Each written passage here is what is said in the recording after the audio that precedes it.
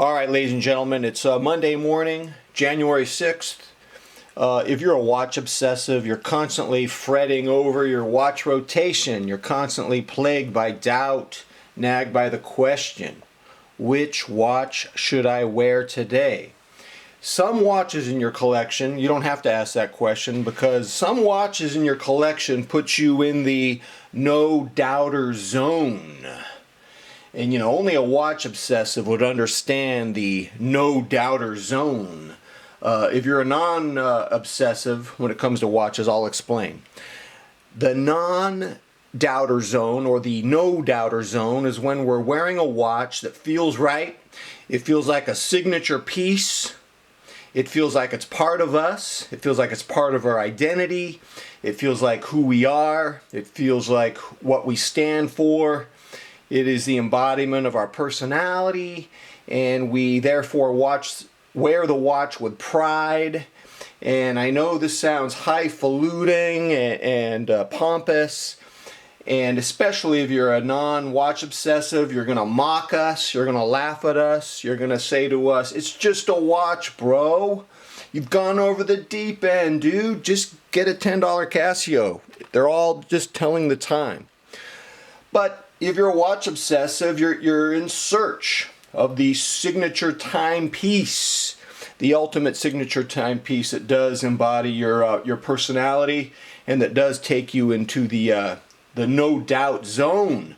So here is a Citizen Promaster land. I finally figured out that Citizen is calling this land. It's part of their land series. I didn't know that. I wasn't sure what category this was, but it's a land series. I'm going to put the model number beneath here, but I'll read it off to you. It's CC367-88E. Hey, Citizen, are you giving us model numbers or encryption password codes for our bank account? Let's give us something with a little more pizzazz, a little less encryption code like with your model numbers. But hey, Citizen, I got some nice things to say about you guys. So my brother visited from North California. He pulled me out of my man cave where we frequented some breweries and restaurants. And so I got a chance to wear this Citizen Promaster land in a black, though I wouldn't call it black, I'd call it like a black oily charcoal color, like it was lacquered, like it was dipped in a lacquer type of thing with some, anyways, we'll go into that. And I have to say, it did bring me into the no doubt zone, and it is a very attractive watch to wear. This is part of the Satellite Wave GPS Caliber 150 series, and it has a 7-year power reserve and a power indicator. Now the power indicator, you just press the top right button one time and it shows that it's on full. Yes, and I click it one more time to return to the time. We are in business. This is pretty easy to use. So this watch is anti-magnetic. It has a perpetual calendar. It has a power reserve indicator, as I said, and very important, it has a screw-down crown. A lot of people who watch my channel want a screw-down crown. Now, this provides 200 meters water resistance. The dimensions, 44.3 millimeters across the bezel, 51 millimeters lug to lug, and then 14.3 millimeters case thickness. This is not titanium. This is stainless steel with DLC Duratect. DLC is diamond-like carbon, which can we be frank here? Diamond-like carbon sounds like a marketing thing, like a vacuum cleaner salesman would come to your house and he would say, "Would you like to admire the diamond-like chassis of my vacuum turbo 5000, blah blah blah blah blah." So I don't know, man. You start using terms like diamond-like carbon, I don't know, I'm skeptical. But hey, I want to say something about Citizen's black watches. They do them well. They don't scratch very easily. They hold up really well, and I really am very reluctant to get a black watch because of the scratch paranoia, and yet I'm more confident with the way Citizen treats their higher priced watches, and so it does stand up well. I love the way it appears to be dipped in a like a black oily charcoal lacquer, and I don't know if you can detect this, but the markers are burnt orange. You're getting a burnt orange situation over here. So the markers are outlined with burnt orange, the second hand is burnt orange, and the minute and hour hand swords are outlined in a burnt orange situation. The GPS F-150 setup. You know, I've had F-150s before, and I want to tell you something. What you do is you press the top right button for 4 seconds in your backyard or outside or by a window, and you should get your GPS signal. In the past, I've had no problem. However, this time, I was in my backyard for 15 minutes and nothing happened. I was depressed. I thought oh yeah, great, I got a watch that cost $950 plus tax on eBay, even though it was sent from Japan. Everything's a state tax situation on eBay. Well, I'm curious to know how that's affecting their sales. Random Rob sent me a message. He goes, I'm bummed out by, I'm paraphrasing what he said, I'm really bummed out by these taxes. And I told him, hey, it's going to slow me down.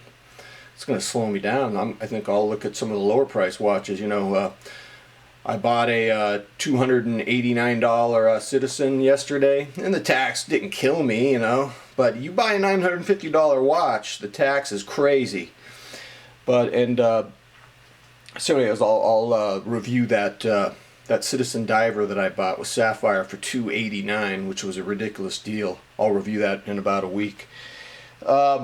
Anyways, back to the satellite signal. Couldn't get it in my backyard, and I was depressed. And I went into my kitchen to eat my salad, and I was wearing this watch, and I was sitting by a window, opposite side of the backyard, and I go, let's try it here by this window. And it didn't work the first time, and the second time it worked. Now, I have two theories about this.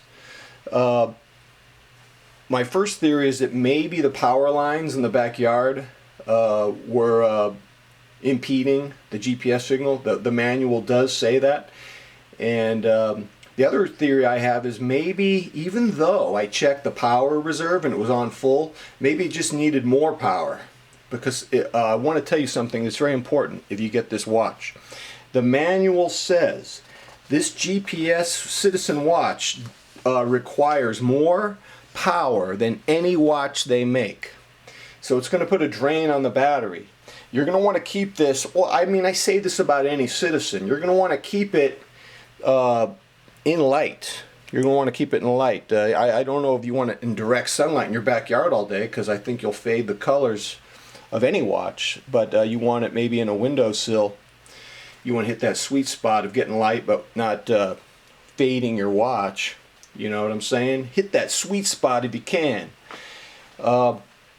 But anyways, in the kitchen, and finally after about 20 minutes total, maybe I had enough energy, but it powered up on the GPS. I was so relieved. And just to let you guys know, I mean, the manual tells you this is a power hog. So keep it in light, ladies and gentlemen. You want to keep this thing in light. I mean, I got this watch because I've transitioned away from automatic watches. I want the dependability, accuracy, convenience of solar technology. I do. I don't.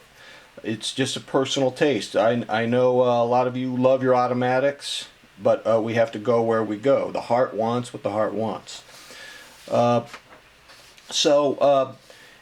I definitely think this is a power hog. This is definitely a signature timepiece. I only have one other signature timepiece in my collection. Well, I have two versions of it, but the tuna, when I wear the when I wear the tuna, it's a no doubter. The tunas are about $8.50. Then you're going to want to spend another $90 or so. In this case, it's a Hexad strap code bracelet. When I wear the tuna, I feel like I'm there. The tuna with this all stainless look, and it's got a polished Diashield case. The Tuna, this is like a cool color watch. It's cool, it's Arctic, it's frosty. I'd wear this with cool colors. I'm very color obsessed, even though I'm colorblind. I can detect differences between warm and cool or cold temperatures. This is a cool watch. And then the Citizen. The Citizen is a warm watch. And I don't know if we can get any focus on this bad boy, but this is a very warm watch. Let's see, there we go. And so I would wear this, of course, with a neutral gray, black, brown, green, orange, red shirt, something warm. I mean, honestly, if I didn't suffer from watch wanderlust, I could just enjoy having two watches. There you can see the thickness of the case. And give you look at those burnt orange markers. It's a bold beauty, not over the top big at 44 millimeters, but definitely it feels like me when I wear it out, and it's a good timepiece. All right, ladies and gentlemen, tell me, what is your ultimate signature piece? It's a no-doubter when you go out. I know some of you Rolex dudes, you know, you found your home base with your Rolex, and some of you, in other words. Anyways, let me know what your ultimate signature watch timepiece is. Until next time, I'm out.